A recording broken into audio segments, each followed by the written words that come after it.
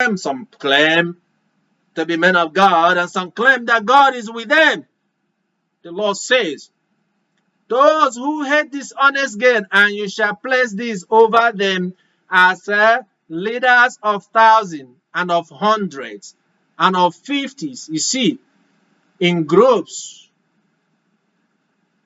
leaders of thousands, presidents, governors, then city mayors, town leaders and presidents of towns, associations, executives of counties, place the men and coming down all the way to departmental heads, to the directors, to the people in small to be judging and making decision. Administrative judge. The Lord spoke years ago about how the way these structures are laid down is causing great havoc. Administrative judges making decision, judging for how your life is touched. Corruption.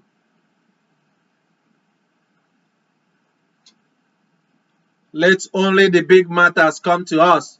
In America, we have a Supreme Court. Only the big matters go to them. In the way that they judge, they sit in the place of Moses under our own social contract in America. The Lord spelled out how to judge for those that the Lord has appointed to judge. In the book of Deuteronomy 16, we can see Moses knowing that he will not be able to make it into the promised land. As you saw from the previous series, the previous messages that we shared with you here.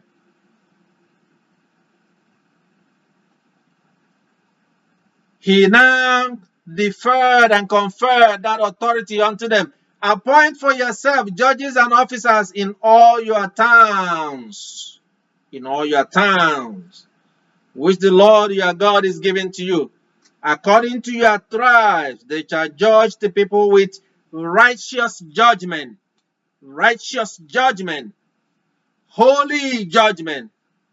He says, you shall not distort justice. You shall not show partiality. And you shall not accept a bribe. Because the bribe blinds the eyes of the wise and distorts the words of the righteous. That is why injustice prevails in the world. In the presence of people that consider themselves leader. And yet they want to ask God, who is the judge of the judges? The justice of the justices. The Lord of the lords. The King of the kings. Why is his anger against them? The Lord says, you shall not make any Asherah. You cannot make into any Asherah and bring it near the altar of God. Even inside of you, the altar of God that is inside of you, what kind of achilis have you planted inside of you?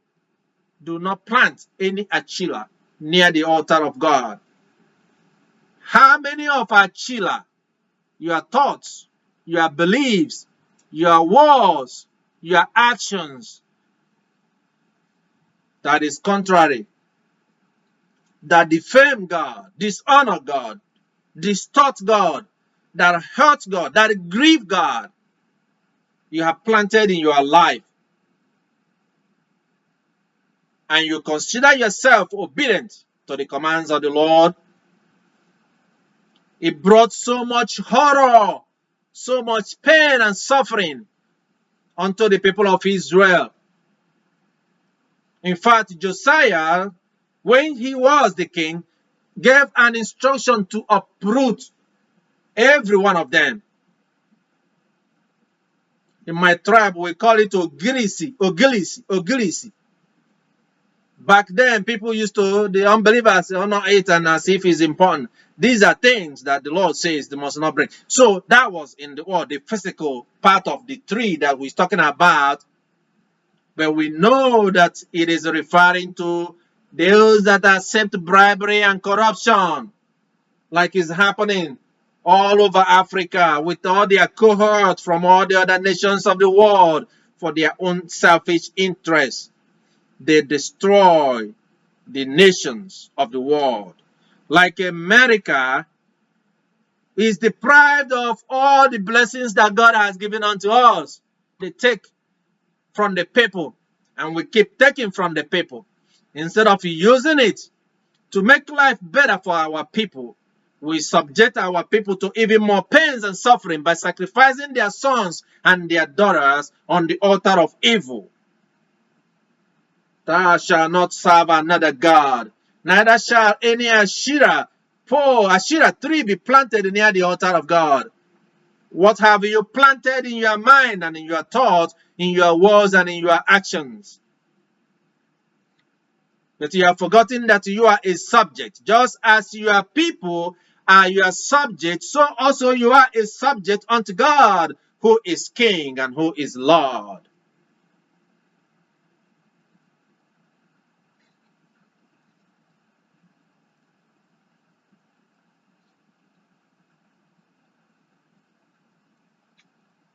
Right now in Afghanistan, a lot of people are planting another achila, more and more achila. Even though as the more the Lord wants and the more the Lord shows his power, the more they plant more achila near the altar of God.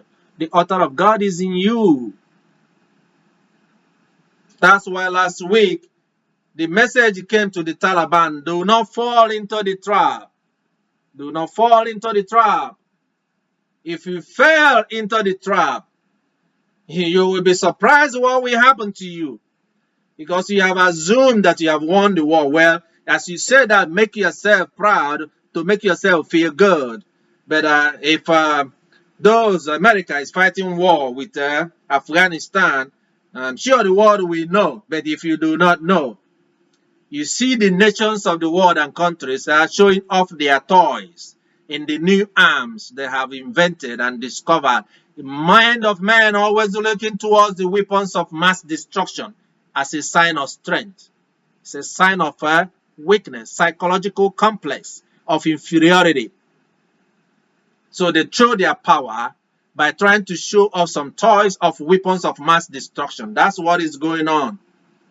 America has spent the trillions of dollars in the past 4 or 5 years, but you haven't seen anything or even heard of